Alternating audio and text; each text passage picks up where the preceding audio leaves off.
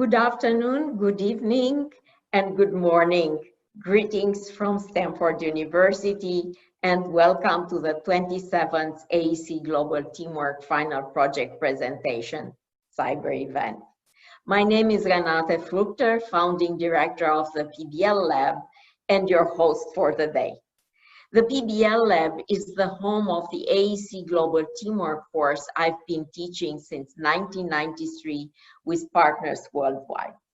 Our vision is to transform our students' tool set, skill set, and most importantly, mindset, moving from working in discipline silos to work as a single, cohesive, interdisciplinary team and develop fully integrated solutions.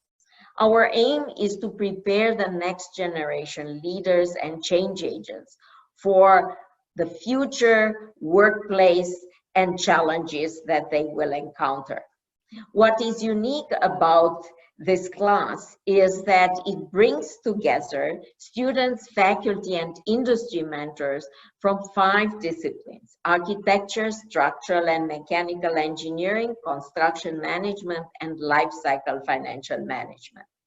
Students learn to collaborate in globally distributed teams to virtually design university buildings, addressing local hazards such as earthquakes, hurricanes, flooding, local labor conditions.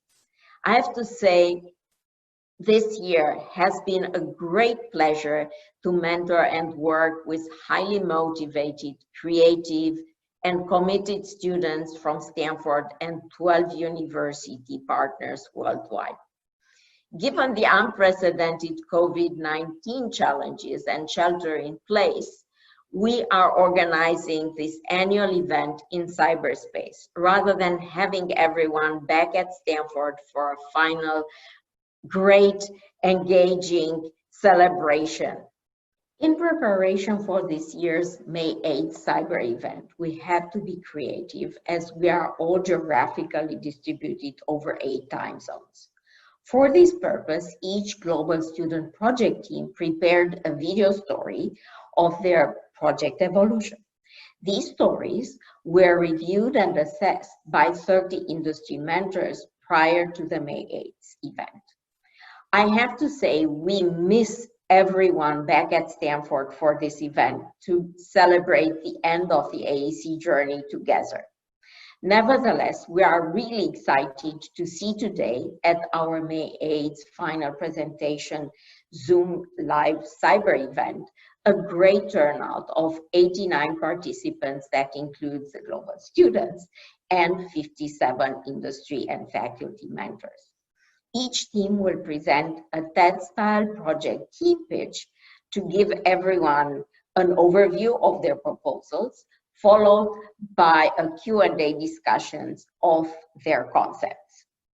But before we dive into very exciting student presentations, I want to extend a big thank you to our industry and faculty mentors, alumni, and owners and sponsors who so generously dedicated their time, attention, and knowledge to our AEC Global students. In collaboration with industry partners, we defined 3 challenges to further foster the students' creativity, focused on sustainability, specifically this year, resilience, integrating project delivery, focused on the question whether to industrialize or not to industrialize, as well as shared risk and reward, and technology innovation, focused on intelligent interoperability between models and disciplines. Winners will be announced at the end of the cyber event, May 8th. So don't forget to visit the PBL Lab Project Gallery website to find out who this year's winners are.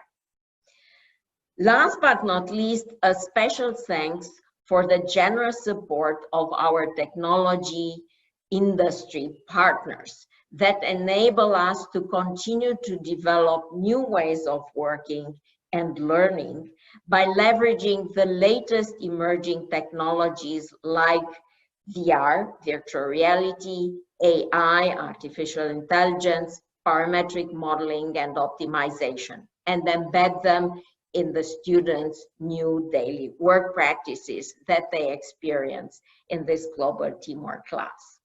And with that, let's move on to the student presentations. Hello everyone, we are Team Central and we're happy to be back on screen today showing our new engineering faculty building for the University of California in Los Angeles. Our team consists of Madeline, Anders, Killian, Mo, Wenji, and myself, Thomas. And our owners are Vikash, Boris, Korish, Zohan, and of course our super owner, Renata. Located in Southern California, the LA area has year-round hot and dry climate. Rainfall is scarce with virtually none over the summer. Our site represents the southwestern entrance to the UCLA campus, surrounded by residential areas in the west, commercial areas to the south, and a hospital in the direct neighborhood on the east side. Further investigation shows the very gray concrete surroundings of the site, along with the busy traffic characteristic of Los Angeles. Considering the microsite characteristics, a resilient design from the engineers was required to account for the challenges of a high seismic zone, Santa Ana winds, and water shortages resulting from the hot and dry California climate. A tight site, noise-sensitive neighborhood, and busy traffic patterns were obstacles for the construction managers to overcome. The urban concrete surroundings were seen as an opportunity to exploit for the architect, as the team aimed to produce an iconic building that stood out at our owner's request. Our big idea, the Cradle, is to design and plan a building that reconnects people and planet. Massive amounts of waste produced by excessive consumption and linear material use is resulting in unfavorable conditions for both planet and people and puts our future in severe danger. There is no choice but to reconsider our actions, big and small, and with this concept we aim to contribute a bit to challenge linear thinking for the sake of humans and nature. Focusing on the needs of users while moving from linear material use to circular thinking will ensure that our building is prepared for future challenges and offers an attractive learning environment at UCLA. For a successful implementation of the big idea, we looked at how this year's challenges could help us to adopt different perspectives to our goals of user well-being and circularity. Designing for resilience addresses both the building, the integration of the occupants, and the resource efficiency in circular construction to be prepared for future changes and challenges. We assessed how prefabrication could help us deliver a high-quality circular building and integrated different softwares and processes to back our design choices with more informed and quicker decisions. The facade of the Cradle is designed to withstand the harsh context of Los Angeles. It showcases an aluminum facade made from industrial offcuts and recycled aluminum and a playful pattern created by seemingly arbitrarily placed windows and colorful awnings made from old sails and truck tarps. The inside, on the other hand, is providing a stimulating and yet homey atmosphere reminiscent of a small village. The iconic atrium is spanning the whole 30 feet of the building height and is the central meeting point of the building, while additionally showcasing circularity with the use of recycled windows and newspaper wood claddings. The floor plans are cleanly organized around the atrium. Understanding the hallways is means to provide space for accidental encounters. Breakout spaces on the upper two floors look out into the atrium, providing visual connectivity and allow for teamwork, collaboration, and approbation, providing affordant and welcoming spaces outside the classrooms for all learning types.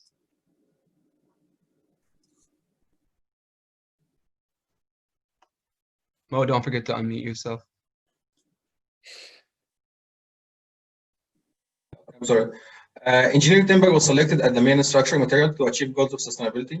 The framing system consists of CLT panels supported by column beams and column, which transfer the load to a reinforced concrete substructure. The lateral resisting system consists of CLT rocking walls, and for support of the cantilevers, a steel timber truss is used. Global RFM was used to design and check cross-section capacity for both timber and steel members. The connections between different elements were chosen to be easily assembled and disassembled as a kit of parts to support the circularity and the cradle-to-cradle concept behind the design.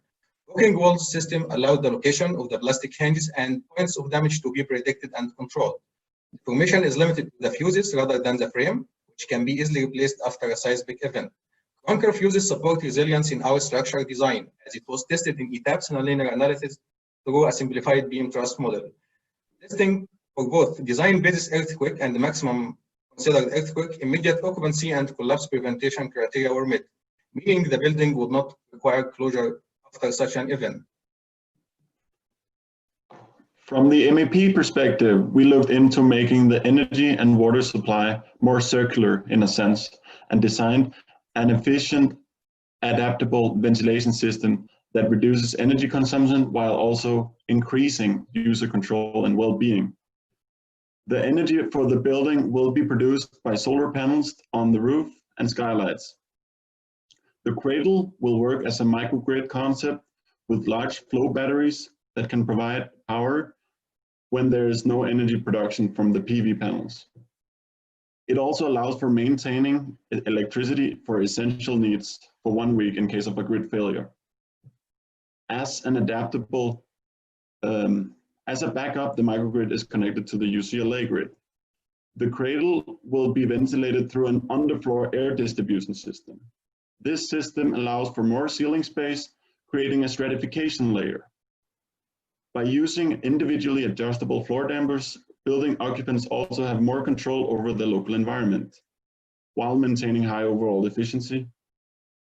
The atrium design allows for the implementation of a hybrid ventilation to reduce the use of mechanical ventilation. Air can be let in when the display tells the occupant that outside air conditions are favorable. When the window is opened, mechanical ventilation to the room stops. The return air plenum will then push air out through fans into the atrium and out through the openable skylights. With the use of hybrid ventilation, the overall energy consumption was lowered enough for the cradle to become a net zero energy building. To improve the general water consumption for the building and respond to increasing water scarcity in LA, the building includes 6 hydro loops to enable cleaning and recycling of gray water for purposes of flushing, toilet flushing, and gardening water. One of the cradle's key characteristics, the atrium, required intense collaboration of all disciplines to create inviting meeting spaces for occupants and visitors. Realizing the architectural design is particularly affected 2 areas: the skylight design driven by the MEP and SE engineers, and the construction of the cantilevered learning space on the upper floors, driven by the construction managers. The initial skylight design following the standardized grid was not very pleasing from a design perspective, and also resulted in a lot of areas with insufficient daylight on the upper floors. Calculating a skylight support structure a foot above on top of the rest of the roof frame enabled the skylights to be placed centrally in the atrium to wrap around the boxes into the breakout zones. This provided twice the amount of daylight for all interior boxes and hallway spaces. To bring the atrium to life, the construction strategy also had to be evaluated, with a particular focus on the cantilevered spaces. While the owners are mostly interested in getting a high-quality building on budget and in time, the construction managers see a number of risks and logistical challenges related to this construction process, which affect a number of stakeholders that all share risk in mitigating them. To get a better understanding of potential disruptions, we created a risk matrix with the team and then looked into how prefabrication could help us reduce the key risks. Discussing prefabrication, we assessed 3 different solutions: traditional assembly, prefab panels including the windows, and volumetric prefab boxes. We determined the size and weight of potential prefab elements as well as the number of components to be installed on site. Looking into safety first, the goal here is to avoid injuries, heavy lifts, and defective work. While the traditional assembly poses the highest risk in terms of injuries and defective work, the prefab boxes are rather heavy and big elements to lift, and in addition require a larger truck that would come with additional costs and transport safety implications. In Alice, we also evaluated how the different installation sequences would impact crew utilization, peak workdays, and construction time, as well as costs. While the prefab boxes resulted to be the most time and cost-efficient solution, we expect lower risks for safety and logistics, as well as better quality by choosing prefab panels installed during interior works. In the second step, we wondered whether we could optimize the overall schedule to shorten the construction time. By adjusting the crew numbers for interior and MEP works, we were able to shorten this estimated construction time by 13 days at a lower cost compared to the baseline schedule that we had used for comparing the options. So this is the construction simulation of our building. For the construction time, our baseline schedule in Microsoft Project has a total duration of 253 workdays, from September the 30th, 2024 to September the 17th, 2025. But after exploring different scheduling options and the impact of prefabrication in Alice, we are able to shorten the project duration by 28 workdays, finishing on August the 8th, 2025.